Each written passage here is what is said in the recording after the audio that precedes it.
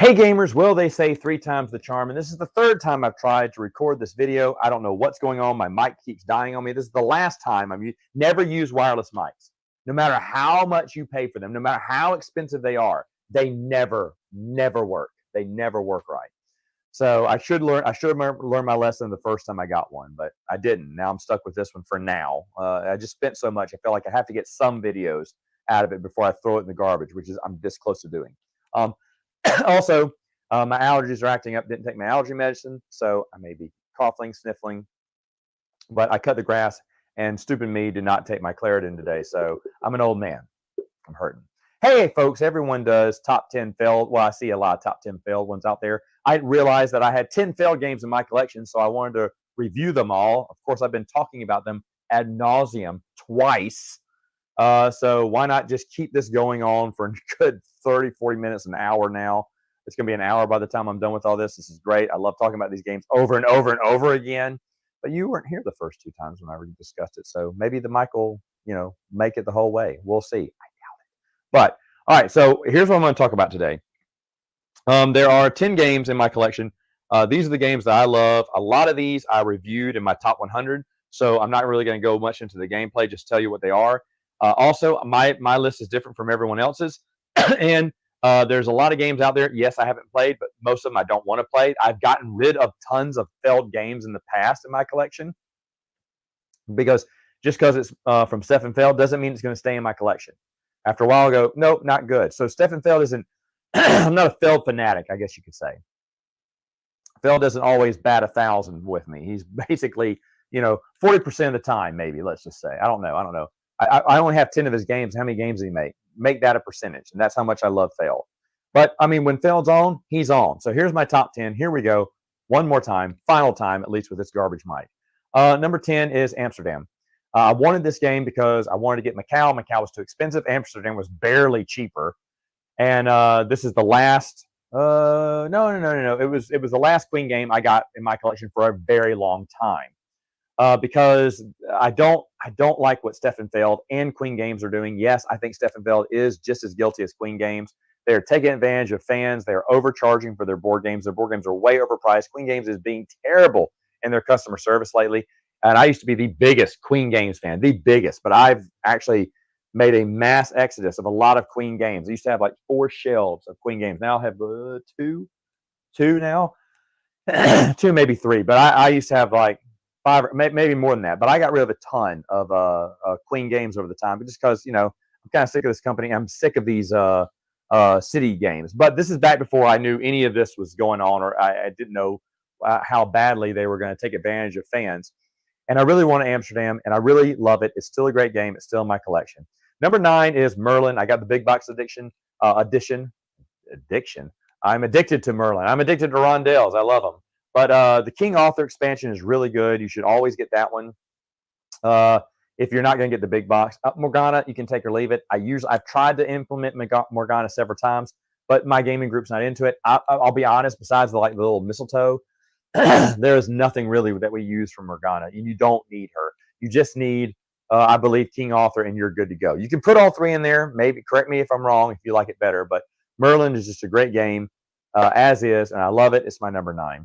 Number 8 is La Isla. This was another game that Queen Games reprinted as part of their city collection. I don't think you should buy it. I saw the theme. It looks okay, but La Isla is like $10 used. So it's a cheap game to get, and it's a super fun game. I just played this recently with my nephews. My nephews would probably put this other one. If they were to do a failed top 10, this would probably be a top 5 game for them because they really enjoy it. I do too, but they enjoy it because they always whoop me at it. But either way, it's a super fun game and cheap to get. The next one is also cheap. It's In the Year of the Dragon. I fought not getting this one for the longest. This is my number 7. And I didn't want to get it because I thought, man, this game just punishes you if you don't do everything. And you can't do everything in the game. So I didn't want it. And then finally, I finally broke down, bought it because it did look interesting. And yeah, you got to let people die. That's the whole point of the game. And I tell people that, and it still aggravates them. But this game has its money's really tight. It really has a good balance on what kind of cards you're getting. If you get the big workers, that's going to help you out. But if you get the smaller workers, you'll have more influence, which lets you pick first. And that's equally important in this game. You want to go first because you can get really, really screwed if you're going last in this game, which I have before and never again. Never again. Even if it causes me to lose the game, I try my best to go first or second every time. I do not want to go third or fourth. Your choices, or even we've never played with 5 players, but I wouldn't. That would just be terrible because you'd be left with some awful choices, and I don't think you'd win. But either way, in the Year of the Dragon, great game. Number 6, Castles of Burgundy. Hey, this is everyone's number 1, according to BGG, I think. Everyone loves this game, and well, they should. It's a great game. I love it too. What can you say? I love the tile placement and everything. It's super fun. I have not gotten the little promo tiles that are on Board Game Geek. I will eventually one day, but right now, my little 10th anniversary or whatever anniversary edition I have is good enough. It has plenty of game in there. I don't feel like I need to have those promos. Every time I look at them, when I go look shop on the BGG store, do I need these? And I talk myself out of it because I don't think I do. I think the game is perfect as is. Now, of course, I think 5 games are better, so let's go ahead and get into those. My number 5 is Spildeschek. It was also called Javor, and that's a Viking theme and probably actually cooler. I didn't know about the game, Javor. I didn't know that was a reskin, and so I paid extra for this one, but I'm happy I got this one. I got metal coins with it. I love metal coins. I do like the theme. It's got this like Dutch auction, and but Javor is way cheaper, and I probably would have gotten that if I would have known, because it's the same type game. This one's really fun. Like I said, I got the expansion on it, and I'm sure Javor comes with the expansion to it. And I don't even know if I'm saying it right because I don't even know how to pronounce the title, but it doesn't matter. It's a great game, and my number 5. Number 4 is Carpe Diem. I love Carpe Diem. I have the 2nd edition. I don't care if you're moving around a pentagram or a circle. I just think the game's awesome.